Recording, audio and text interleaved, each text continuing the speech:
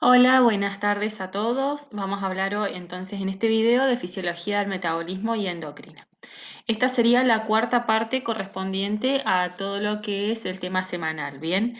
En este caso lo que vamos a hablar hoy en este video es de tiroides como ejemplo de regulación endocrina regulada por el eje hipotálamo hipofisario. Si ustedes vieron en la en el primer video, hablamos de que hay distintos tipos de regulación de las hormonas. Primero que las hormonas es un tipo de comunicación que ocurre en organismos pluricelulares, que este tipo de las vías de comunicación generalmente son a través del sistema nervioso y el otro gran eje es a través del sistema endocrino. Este sistema endocrino su principal protagonista serían las hormonas, que son sustancias químicas que ejercen distintas acciones en distintos órganos diana a diferentes distancias del cuerpo, y ahí tenemos una clasificación y bueno, y eso lo pueden volver a mirar en el video, en el primer video. También les dije que van a tener una materia que se va a encargar exclusivamente del estudio exhaustivo de cada uno de los ejes, pero nosotros en fisiología lo que vamos a hacer es hacer primero hincapié en la definición de hormonas, en la clasificación, en las formas de metabolizarse que tiene, en las formas de unirse a los distintos receptores que tiene, como generalidades. Y vamos a dar ejemplos de una hormona o ejemplos de hormonas que están reguladas por la concentración de algún metabolito en sangre, como por ejemplo la glucosa, que es regulada por la secreción alternativa de insulina o glucagón según el organismo así lo requiera. Y ahora vamos a hablar un ejemplo de hormonas reguladas por el eje hipotálamo hipofisario glándula. El ejemplo que vamos a hacer en esta oportunidad es de tiroides. Pero antes de hablar del mecanismo propiamente dicho, vamos a hablar un poquito de lo que es la tiroides. La tiroides es una glándula que se encarga de la secreción de dos tipos de hormonas principalmente, la T3 y la T4, y digamos que como referencias históricas más importantes es que en este año, 1891, un médico trató a una paciente que sufría de mixedema, que es un trastorno existe como un edema en esa persona por una alteración en la glándula tiroides. Lo que hizo fue inyectarle extracto de tiroides de oveja a esta paciente, generando una recuperación, un revertimiento, se revirtió su situación patológica. Entonces, la tiroides secreta dos moléculas que contienen, como característica más importante, que contienen yodo en su estructura. Una es la T4 porque contiene 4 residuos de yodo y la otra es la T3 o triyodotironina, que tiene 3 residuos de yodo. La importancia entonces de la formación de T3 y T4 radica en tener la suficiente cantidad de yodo disponible. Y ahí lo que ustedes tienen que recordar es que hay distintas estrategias alimenticias que incorporan al yodo de manera exógena al alimento para que la persona tenga siempre yodo disponible en su dieta y no sufra de hipotiroidismo. El yodo se absorbe en el intestino, ¿sí? Se reduce a ioduro para su incorporación al organismo y también se elimina de manera, se elimina por orina, aunque a nivel de los túbulos colectores proximales se reabsorbe de manera pasiva, ¿sí? No se hagan problema porque todavía no vimos riñón, así que simplemente sepan estas dos cuestiones. Y las hormonas tiroideas se sintetizan fuera de las células foliculares, que son las células que conforman la glándula tiroide. Se secretan, si ustedes observan la imagen, estas que están acá chiquititas son las células foliculares, que se rodean formando como una ronda entre ellas, vertiendo secreciones al interior de este círculo denominado coloide. En ese coloide hay distintos tipos de proteínas y enzimas que catalizan la formación de la T3 y la T4. Entonces, ¿cómo lo logra la tiroides hacer esto? ¿Cómo logra hacerlo? Capta el yodo que proviene del plasma a través de una proteína transportadora que es un simporte sodio-ioduro que incorpora el sodio al interior de las células foliculares. Sería un mecanismo secundario cotransporte, ¿sí? Secundario, porque fíjense que está acoplado a una bomba de sodio-potasio. Una vez que incorporó el yodo al interior de la célula, bueno, fíjense que acá lo que puede ocurrir es que se hicieron estudios viendo cómo es la captación de yodo respecto de otras células del organismo y se observa que se puede realizar con yodo radioactivo y evaluar de alguna manera el grado de captación de yodo en el tejido tiroideo. El yodo también se puede concentrar en otros órganos, en las glándulas salivares, en la mucosa gástrica, en la glándula mamaria y la placenta. También se secreta en la saliva, en el jugo gástrico y la leche. Entonces, digamos como que hay distintas fuentes de captación, pero también de secreción de yodo en el organismo. Entonces, volviendo a qué es lo que ocurre con el yodo. Una vez captado por las células foliculares, el yodo debe ingresar a este espacio denominado coloide y lo hace a través de una proteína denominada pendrina. Entonces, fíjense que es una proteína de difusión facilitada, sería un transporte por difusión facilitada. Y que no es otra cosa, en realidad la pendrina no es el único transportador a nivel apical. Ustedes fíjense que esta es la célula folicular y tienen por acá arriba sería la ubicación apical de la célula y por debajo basal sería, ¿no? Entonces, no es el único transportador la pendrina, también hay otro transportador apical de ioduro que en definitiva las dos tienen la misma función, ingresar al ioduro desde la célula folicular hacia el coloide. En el interior otra de las características que ustedes tienen que conocer es que en el interior de las células foliculares se sintetiza una proteína que es la tiroglobulina.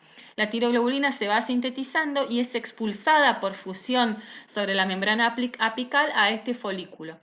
Entonces la tiroglobulina estaría disponible de alguna manera para unirse a esos residuos de yodo para formar las hormonas T3 y T4. Por otra parte, para que esto ocurra, el yodo tiene que ser oxidado, ¿sí? A yodo 0 para que las enzimas que están presentes, que favorecen la unión entre la tiroglobulina y el yodo, puedan llevar a cabo su función. Entonces, hay una enzima que es la peroxidasa, que lo que genera es la oxidación de yodo, de yoduro a yodo, o sea, pierde electrones, y el yodo de esa manera está disponible para ser unido a la tiroglobulina. ¿Sí? Entonces, este sería el mecanismo por el cual se puede obtener peróxido de hidrógeno, que lo que hace es oxidar al yoduro, ¿sí? A través de una reacción de óxido-reducción. Entonces, ¿qué es lo que ocurre? La peroxidasa oxida el yoduro a yodo y a su vez lo une a los residuos de tirosina de la tiroglobulina. La tiroglobulina es una proteína que contiene en uno de sus extremos residuos de tirosina. Entonces, fíjense que acá lo que hace, a ver si se observa, sería la tiroglobulina y oxida e incorpora el yoduro.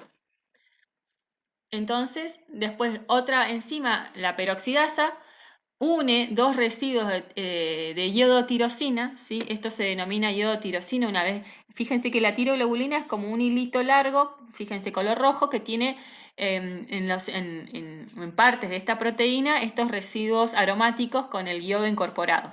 Entonces lo que se debe hacer para formar una molécula con dos, 3 o 4 moléculas de yodo es unirse de alguna manera. Entonces fíjense que acá esta sería la molécula de tiroglobulina que tiene cada tanto estos residuos aromáticos. Entonces, la enzima peroxidasa lo que hace es tratar de unir estos residuos aromáticos para formar una molécula y romperse y salirse, escindirse de la molécula de tiroglobulina para poder formar esta molécula que contiene en este caso 4 residuos de yodo. Fíjense que acá solamente yodó una de los extremos, puede ser que yode otro extremo más, y después si se une dos moléculas aromáticas con dos residuos iodados, vamos a tener la T4, y si solamente se une una iodada en dos extremos y una iodada en uno de los extremos, tenemos la T3. Para que lo tengan en cuenta, igual, y esto les va a servir para la simulación que van a hacer, las tiocarbamidas inhiben la peroxidasa tiroidea. Entonces, fíjense qué función tendría la incorporación de este o en qué situaciones es importante incorporar este medicamento para controlar la función de la glándula tiroides. Entonces, ya tenemos a la tiroglobulina con los residuos aromáticos y están iodadas. Lo que nos falta es que se rompan de alguna manera los residuos aromáticos de la molécula principal, de la línea principal, que en este momento está caracterizada con una línea roja.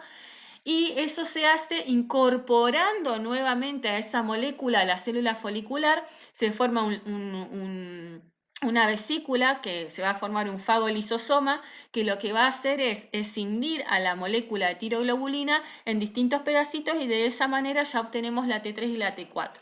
¿Podemos obtener T2 y T3? Sí, porque obviamente esto no es una ecuación química perfecta, sino que vamos a tener tantos residuos de T3, de T4 como de T1 y de T2, pero la T1 y la T2 no tienen la capacidad de salir al plasma como sí la tienen la T3 y la T4. Entonces, una vez formadas la T3 y la T4 salen a circulación, todavía no se sabe bien, digamos, cómo es el mecanismo en el cual a través de ese lisosoma creado se funden y cómo se secreta circulación, todavía no se sabe muy bien.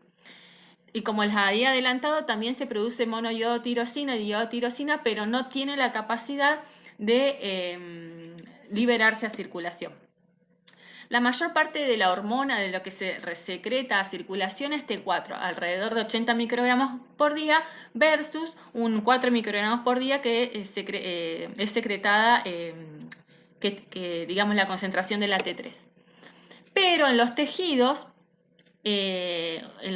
diana de las hormonas tiroideas hay enzimas que son de iodinasas de 1 y de 2 que tienen la capacidad de transformar la T4 en T3. ¿Sí? Entonces, se produce T3 plasmático,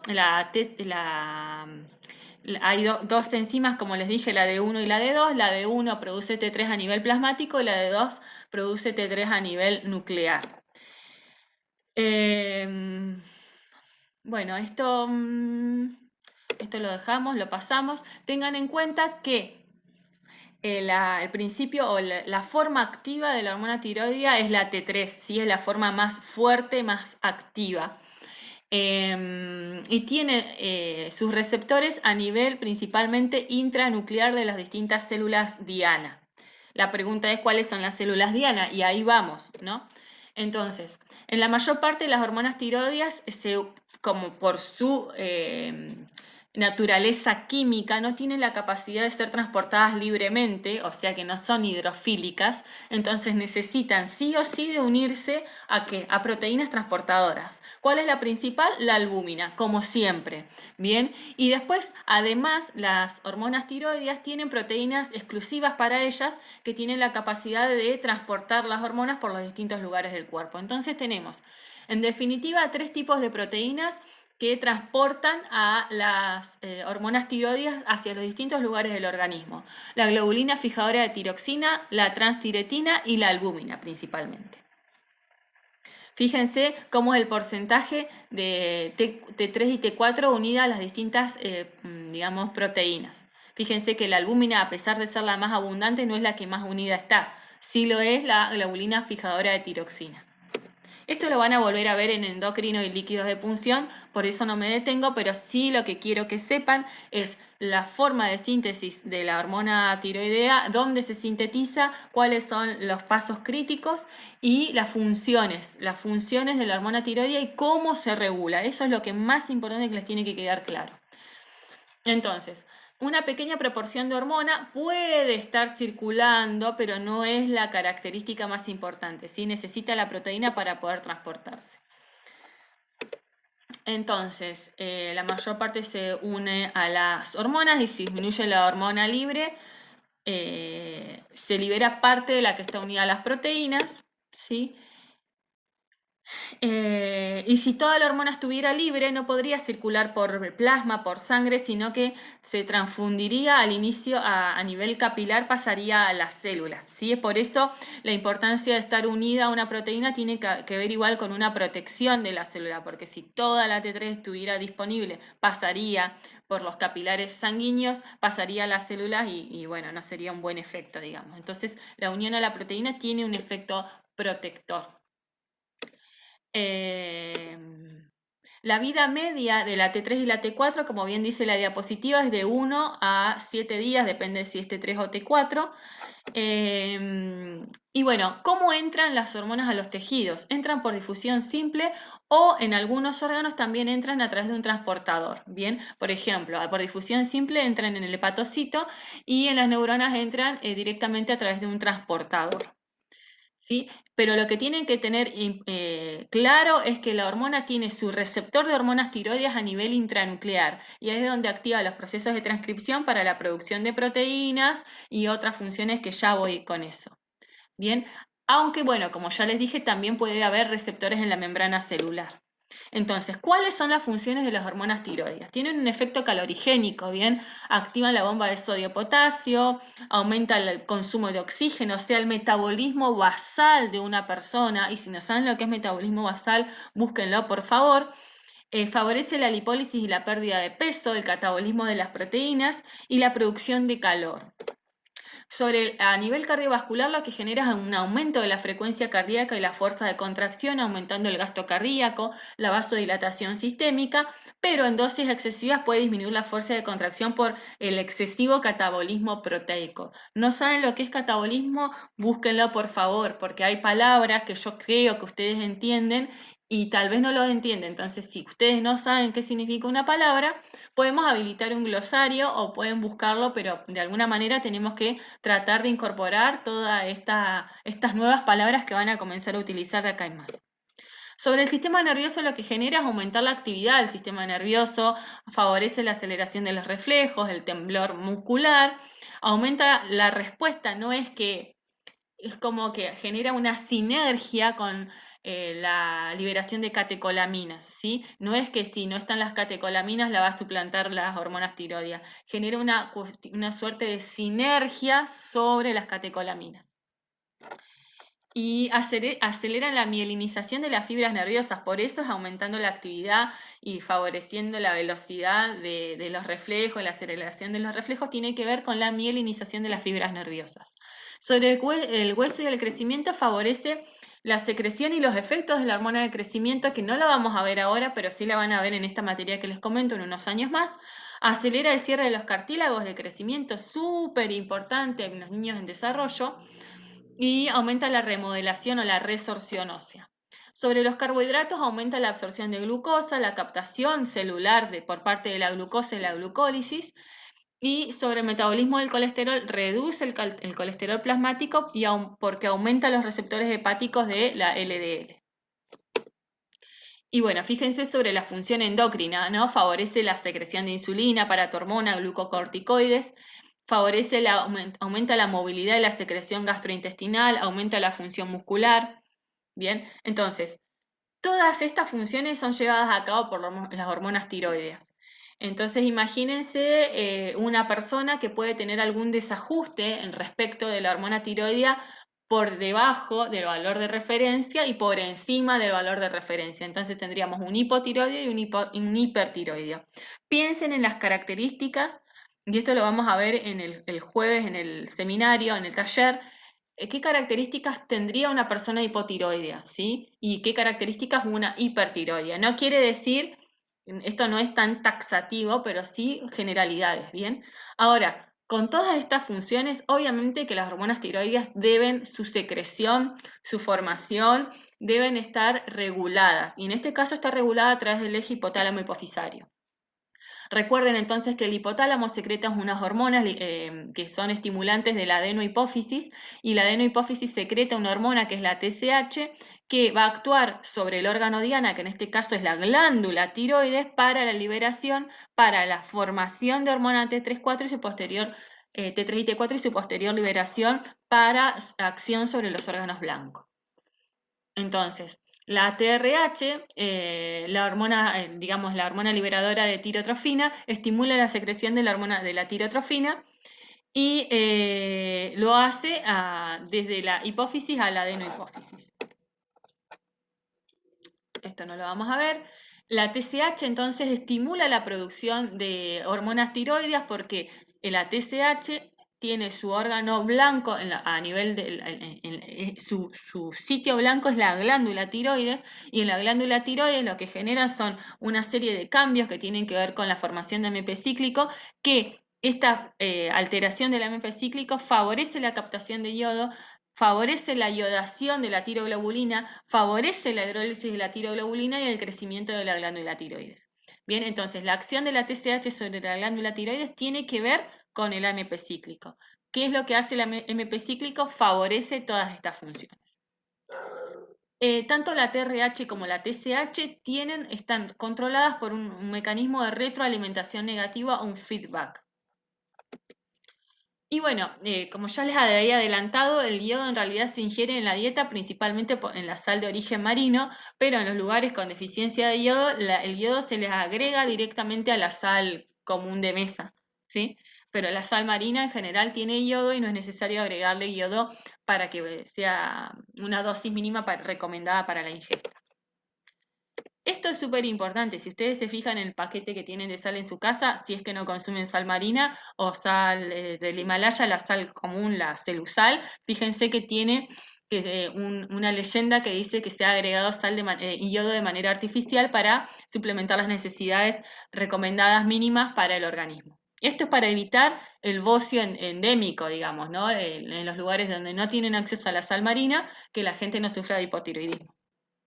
La pregunta que les hago, ¿hay algún otro alimento que se le agregue exógenamente alguna sustancia para evitar alguna enfermedad? Búsquenlo. No tiene que ver con tiroides, ¿sí? Entonces, ¿qué es lo que ocurre? Cuando una persona que le falta la hormona, que tiene por debajo de los valores adecuados la concentración de T3 y T4, la falta o la deficiencia de T3 y T4 en el organismo es la señal para que aumente la producción de TSH y TRH. ¿Por qué? ¿Qué pasa? El organismo le está diciendo, la glándula tiroides o la falta de T4 está diciendo, vamos, adenohipófisis y hipotálamo a producir más hormona T3 y T4, porque es la señal para que esto aumente, para que esto también aumente y estimule la glándula tiroides para la producción de T4. Entonces, puede ocurrir que esa falta de T4 sea debido a una falta de yodo, ¿no? Entonces se arreglaría el asunto incorporando yodo. Entonces ya, digamos, ahí estaría como por falta de reactivos, digamos, el déficit de T4. Pero también puede ser que ocurra algo a nivel de la hipotálamo o algo a nivel de la adenohipófisis, o también alguna alteración a nivel de la glándula tiroides que lo que genere como consecuencia es la falta o la disminución de la hormona tiroidea en circulación. Fíjense que durante el embarazo aumentan las necesidades de yodo de la madre. Si ustedes observan acá las semanas del embarazo y observan, digamos, cómo en los primeros meses de embarazo aumenta, digamos, la concentración de T4 libre, ¿sí? Que está relacionada con la hormona gonadotrofina coriónica humana. Pero fíjense que a partir de la semana 18 o 20 ya el feto tiene la capacidad de sintetizar T3 y T4. Un ambiente frío aumenta la producción de hormonas tiroides. ¿Por qué? Porque obviamente se está sensando frío y el cuerpo quiere compensar ese frío. Entonces, de alguna manera, una respuesta adaptativa de la gente de los esquimales, por ejemplo, es aumentar la concentración de yodo, de T3 y T4 en el organismo como esa tiene un efecto calorigénico, aumentar este efecto calorigénico, aumentar la temperatura. Son, digamos, adaptaciones evolutivas de cada persona o de cada especie en determinado lugar, ¿sí? No quiere decir que si yo me voy a Alaska voy a producir más T3 y T4, es evolutivo y se ocurre en el tiempo, eso se llama reostasis y lo vimos en la primera teoría. Hay otros ejemplos de reostasis y de adaptaciones evolutivas muchísimos, ¿sí? Entonces, la disminución de las hormonas tiroideas en el organismo se denomina, se habrán dado cuenta, se denomina hipotiroidismo, ¿sí? Y tenemos, por ejemplo, distintas causas del hipotiroidismo. Una de ellas es el bocio endémico por la deficiencia de yodo en la dieta, que más o menos ya lo deben haber captado con todo lo que estuve hablando. Lesiones de la tiroides por alguna cirugía o algún componente de autoinmunidad, o también la incorporación de bociógenos naturales en la dieta, como los isoflavones y los isocianatos que están en el coliflor. No quiere decir que si comes coliflor vas a ser hipotiroideo. Quiere decir que el exceso de ese alimento podría generar la disminución de hormonas tiroideas en el organismo. Y también tiene que tener, por ejemplo, un origen central por alguna lesión en la hipófisis o en el hipotálamo. Y también hay otra alteración que es el hipotiroidismo congénito, en el cual hay algún defecto de nacimiento del bebé, donde hay alguna alteración en algún tipo, en alguna parte del metabolismo de la formación de la hormona tiroidea, donde hay una alteración en los transportadores, en las enzimas que forman la hormona, o en la pendrina, que era la que incorporaba la proteína que incorporaba el yodo hacia el folículo desde la célula apical, ¿sí? Entonces, es muy importante detectar el hipotiroidismo congénito y me gustaría que averigüen cuáles son las formas de realizarlo.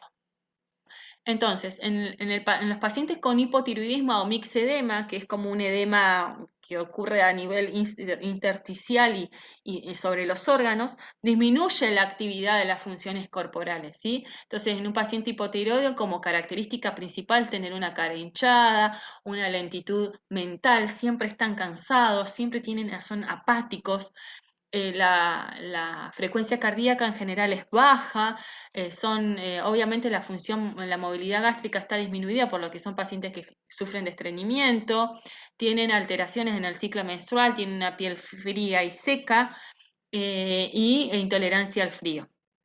¿Cuál es el tratamiento? Incorporar de manera exógena T3 o T4 en realidad para que se transforme en T3, se hace diariamente y se controla diariamente, ¿sí?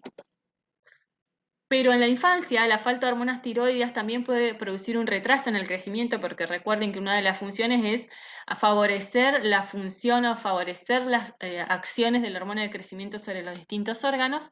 Y la falta de hormonas tiroideas también puede producir un retraso en el desarrollo mental, denominado a este fenómeno cretinismo.